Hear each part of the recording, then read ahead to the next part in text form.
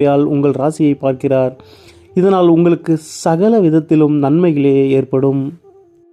உங்களின் தைரிய வீரியஸ்தானத்தில் அமர்ந்துள்ள பிரம்மாண்டத்திற்கு காரணமான ராகு பகவானை உங்கள் ராசிநாதனான தனக்காரகன் குரு பகவான் தன் 9ஆம் பார்வையால் பார்ப்பதால் லாட்டரி யோகம், மறைமுக பணவரவு, ஆன்லைன் மூலம் பணம் சம்பாதித்தல் போன்ற அனைத்திலும் மிகப்பெரிய வெற்றியை கொடுப்பார். தனிப்பட்ட இலக்குகளை தீர்மானிக்க இது நல்ல நேரமாகும். இந்த மாதம் உங்களுக்கு உற்சாகமான மாதமாக அமைய போகிறது. இந்த நேரத்தில் புதிய பணி, புதிய திட்டங்களை ஆரம்பித்தால் நல்ல முன்னேற்றங்களை கொடுக்கும். பண விஷயங்களில் கட்டுப்பாடும் திட்டமிடலும் பொறுமையும் மிகுந்த அவசியமாகும்.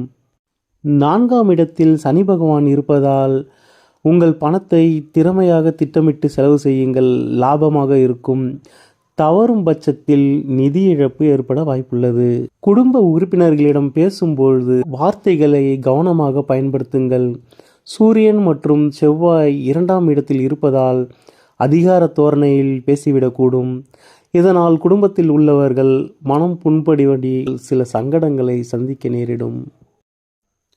உங்களுக்கு இந்த மாத பரிகாரமாக வியாழக்கிழமைகளில் குரு பகவானுக்கு கொண்டைக்கடலை மாலையும் மஞ்சள் நிற பூவும் சாத்தி வழிபட்டு வாருங்கள்.